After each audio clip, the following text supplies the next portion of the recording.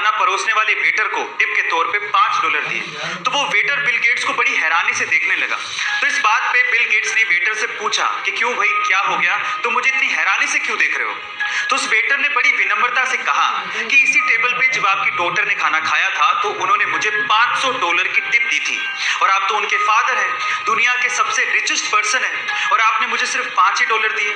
तो इस बात पे बिल गेट्स ने जो कहा वो आप लोगों को सुनना चाहिए। बिल गेट्स ने कहा कि उसके पिता दुनिया के सबसे अमीर आदमी हैं, पर मेरे पिता नहीं। गाइस, इसलिए कहा जाता है उनकी इंटरनेट पे ये जीभ निकालते हुए फोटो आपने जरूर देखी होगी, पर क्या इसके पीछे का आप लोग राज जानते हैं? चलिए मैं आपको बताता हूँ। एक्चुअली हुआ कुछ यूं कि एल्बर्ट आइंस्टाइन का 72वां जन्मदिन था और उस दिन एक फोटोग्राफर ने उनकी फोटो खींचते वक्त उनसे रिक्वेस्ट की कि सर थोड़ा मुस्कुराइए। अब उस दिन एल्बर्ट आइंस्टाइन मुस्कुरा कर थक चुके थे और इसी वजह से उन्होंने इस तरह से मुंह खोल के जीभ बाहर निकाल दी। एक बार किसी ने रतन टाटा जी से पूछा कि अगर अभी आपको BMW खरीदनी हो तो आपको कितना समय लगेगा। तो रतन टाटा जी ने जवाब दिया 5 साल। तो उस बंदे ने कहा कि 5 साल, आप तो इतने बड़े बिजनेसमैन हैं, मैंने तो सोचा कि आप चुटकियों में खरीद लेंगे, तो 5 साल कैसे। तो रतन टाटा जी ने जो जवाब दिया वो आप लोगों को सुनना चाहिए। रतन टाटा जी ने कहा BMW एक बहुत बड़ी कंपनी है। जहां आप और हम जैसे लोग BMW कार के बारे में सोच रहे थे, वही रतन टाटा जी BMW कंपनी को खरीदने के बारे में सोच रहे थे। इसलिए गाइस, एक कहा जाता है कि अगर आपको बड़ी सफलता चाहिए तो सोच भी बड़ी रखनी होगी। ये अमेजिंग वीडियो शेयर किया जिसमें 11 मई की रात हमास द्वारा छोड़े गए बहुत सारे रॉकेट्स इजराइल की तरफ आते तो दिखते हैं, लेकिन वो हवा में ही खत्म हो जाते हैं। ऐसा लगता है जैसे कि कोई रक्षा कवच इजराइल की रक्षा कर रहा हो, लेकिन ये रक्षा कवच एक्चुअली इजराइल ने खुद ने बनाया है, जिसका नाम है आयरन डोम। अब ये कैसे काम करता है समझिए।